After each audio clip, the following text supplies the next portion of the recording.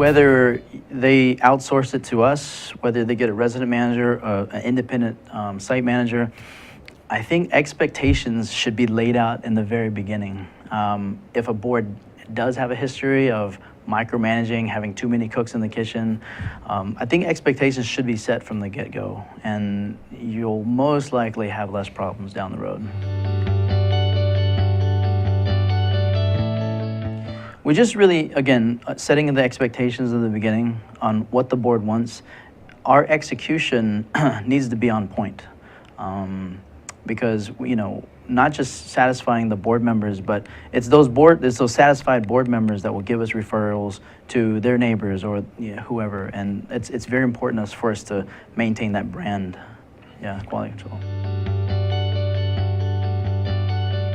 House rule enforcement, understanding the governing documents from the bylaws to the declarations on who's responsible for what, insurance claims, house rules, and that's all part of it, and that's actually an expectation all of our managers have to abide by, yeah.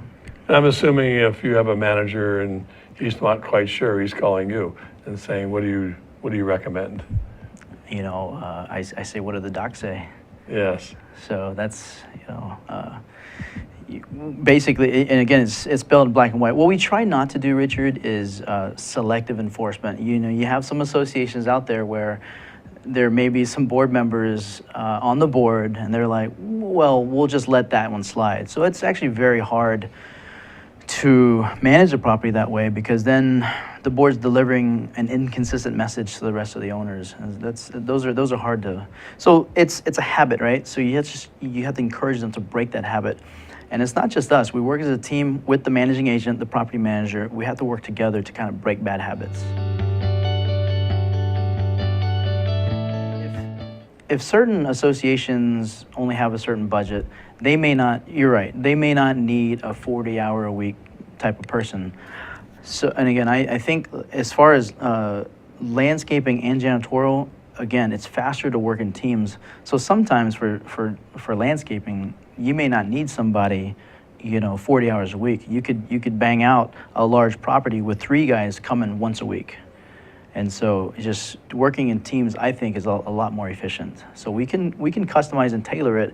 And of course, it's a balancing act, right? Just manpower, work, sure. And you got to make sure to get stuff done. By no means am I an arborist. I've worked with many arborists, but you have to go in and you have to look at, okay, you mow and blow and then you go, however you want to say it. But the grass is dead. Are they watering? Are they fertilizing? Why are these bushes all diseased and dead? So we make those types of recommendations. Why? Because it adds property value. And that's why we're there. Really, if we're on a new project 6 months down the road and it looks absolutely the same, you should fire us. Yeah. We really want to come on to help these homeowners maintain or enhance their property value.